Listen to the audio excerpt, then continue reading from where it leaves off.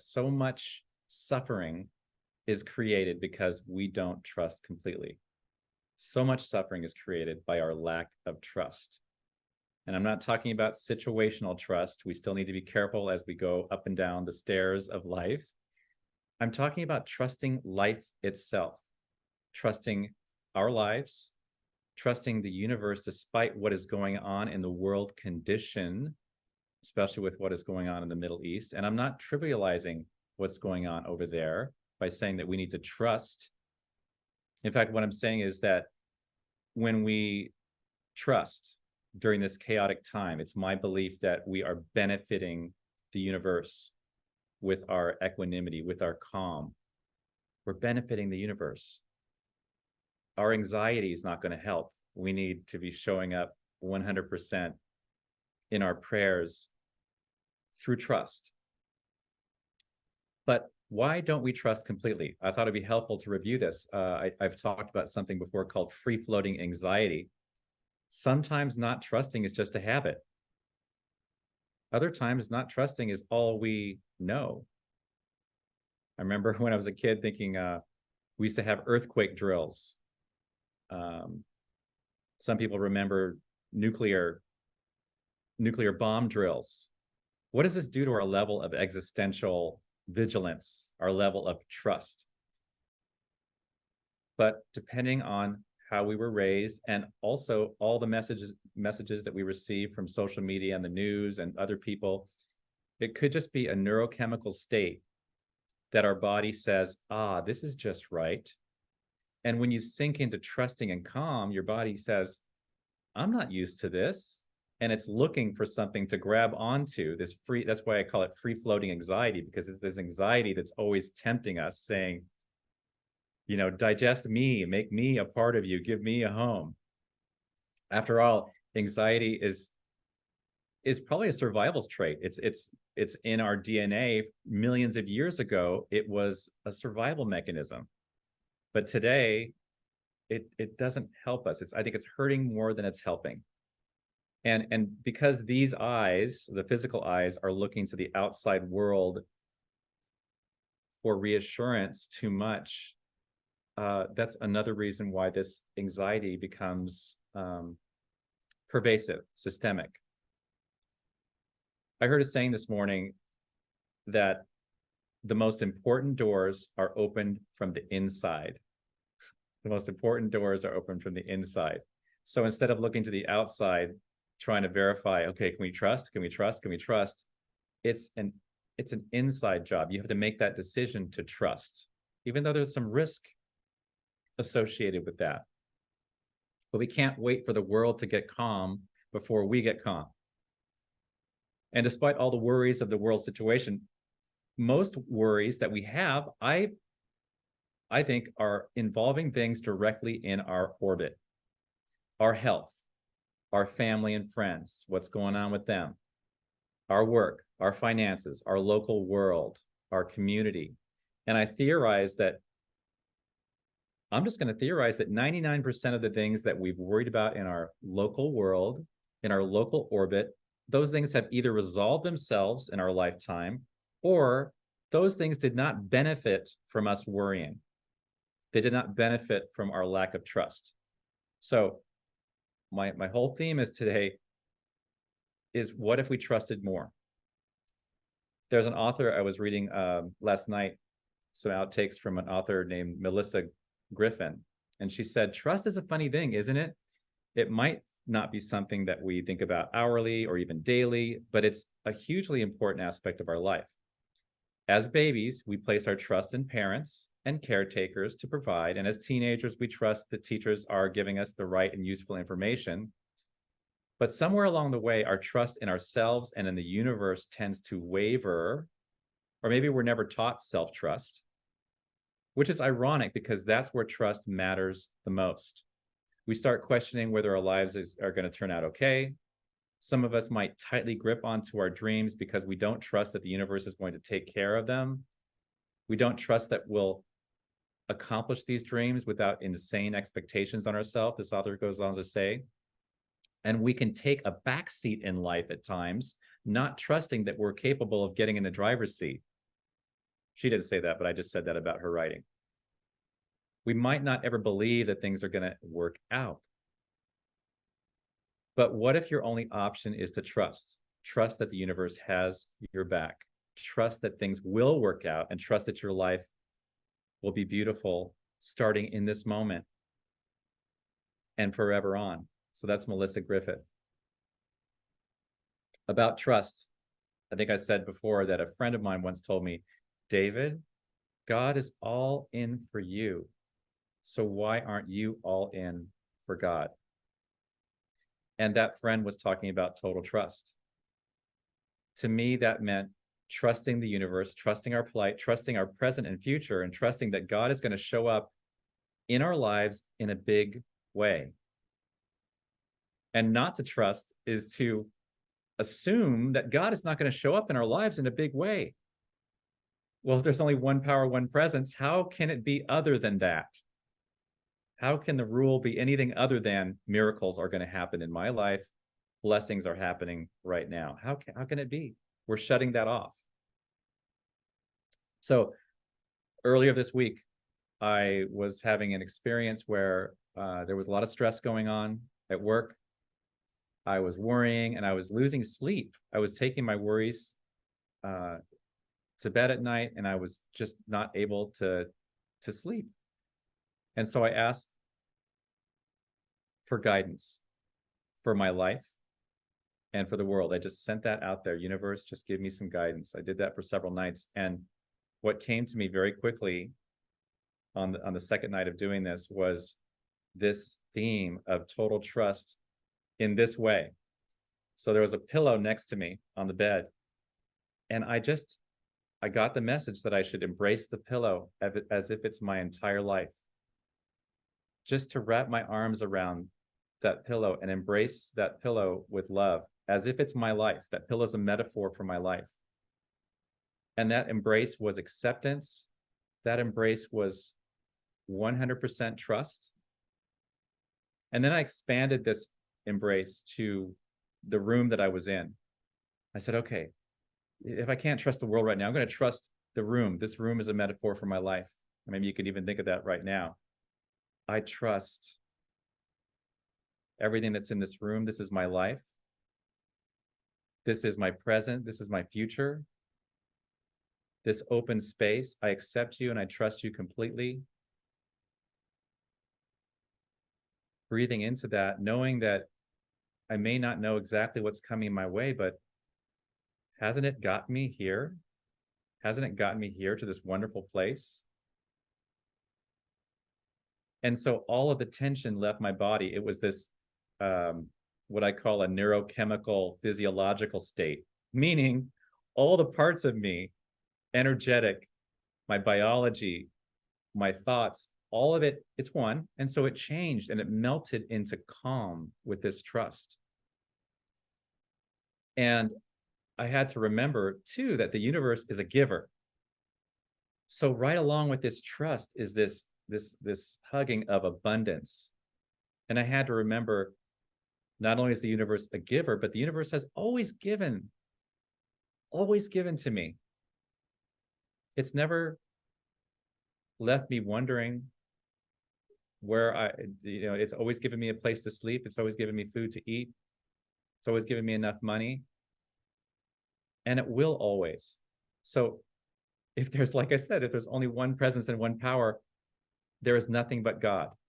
There's nothing but limitless source energy upon which to draw from.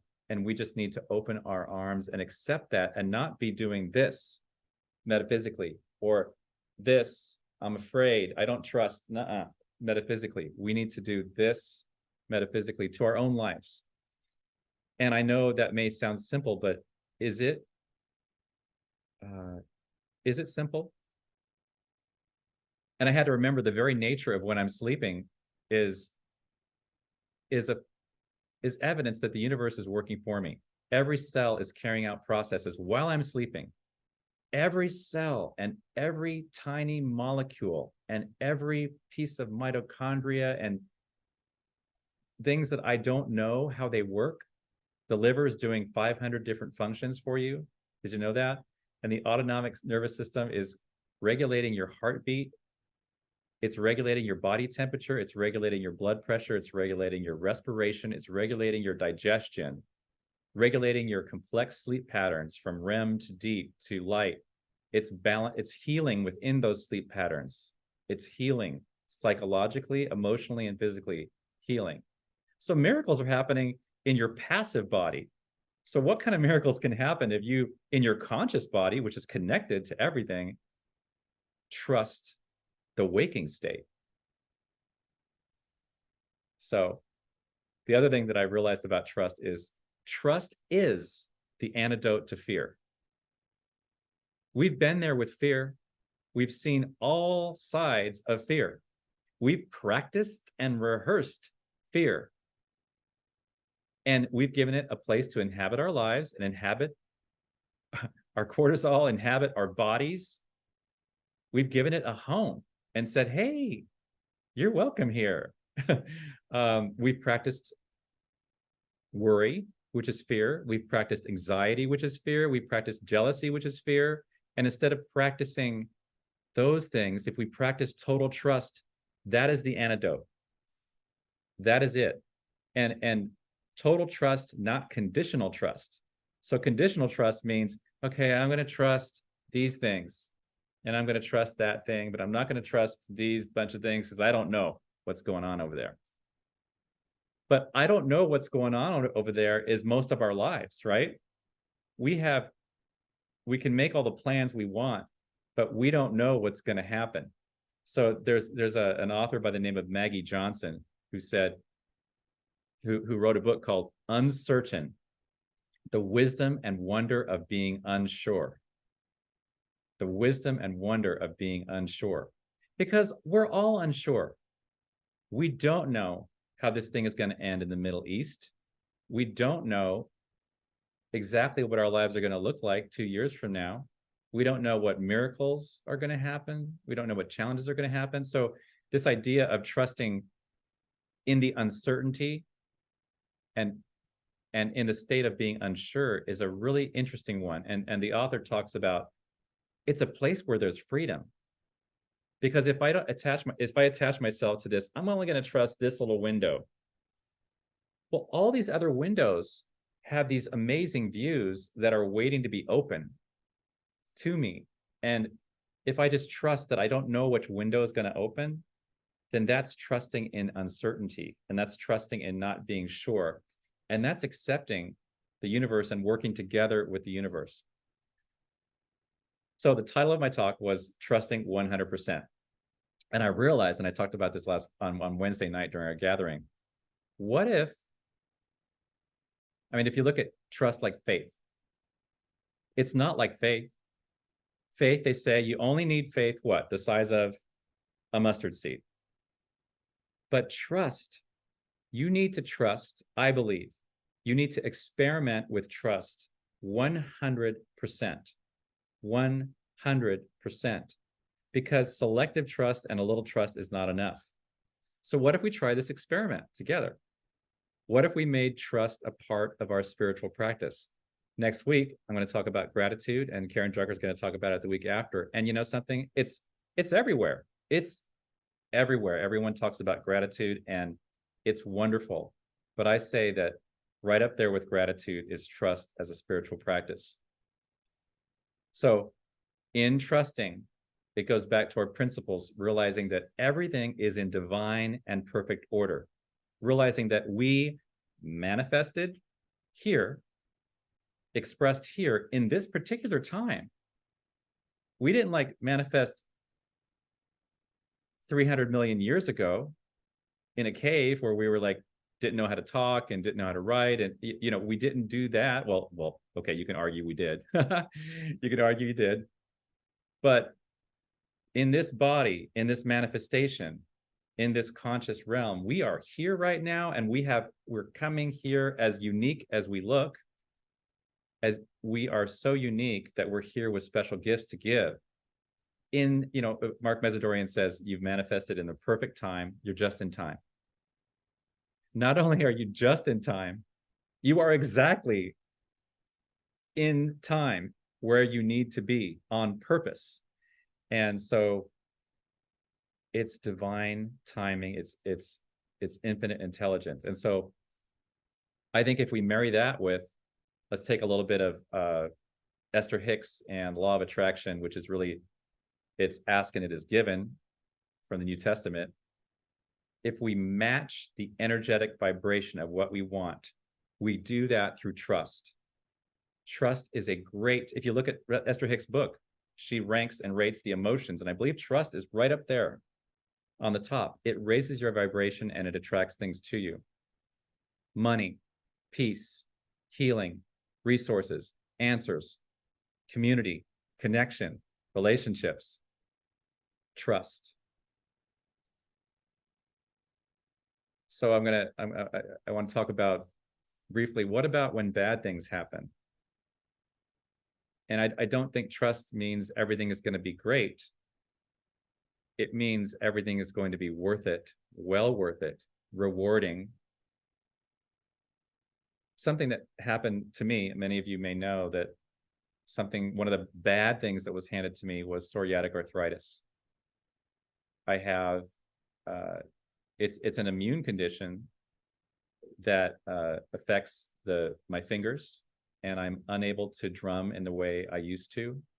So I had to, I'm selling drums right now.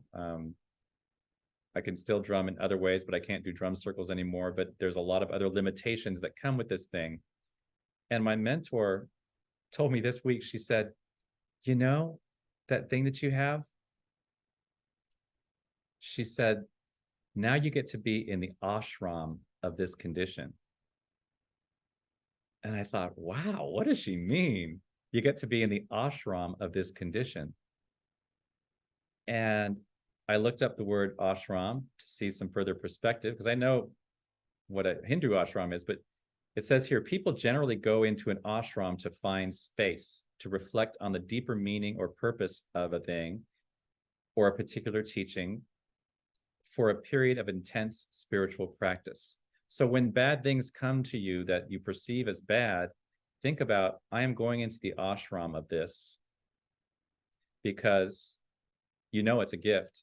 And they say that not only are ashrams in Hinduism and other religions, including Christianity, have adopted the ashram model as a spiritual retreat or residence. So I'm in spiritual residence and spiritual retreat with psoriatic arthritis.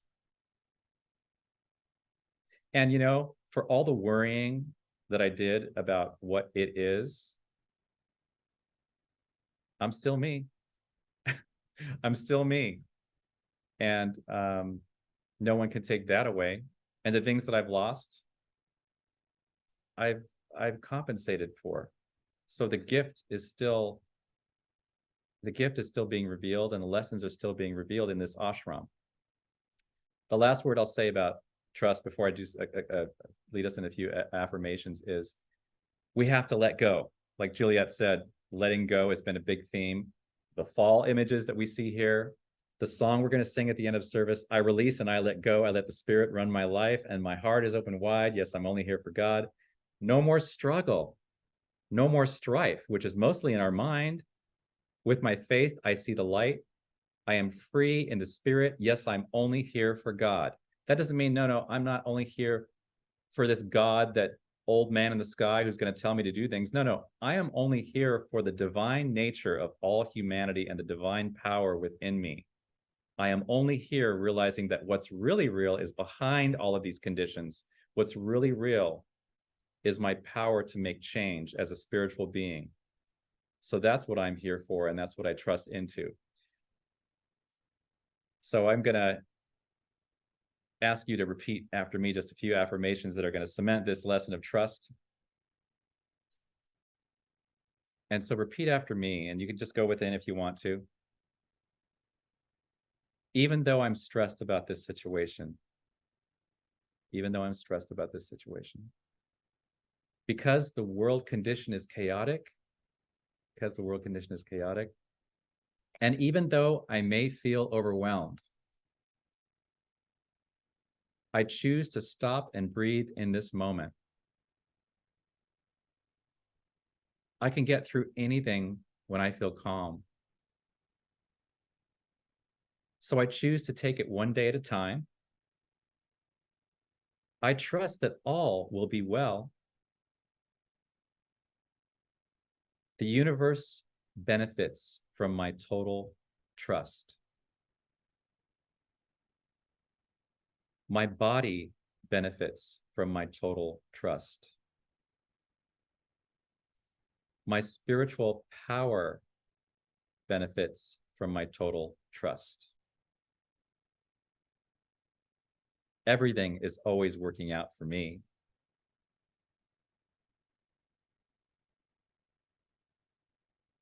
And I am complete. And so it is.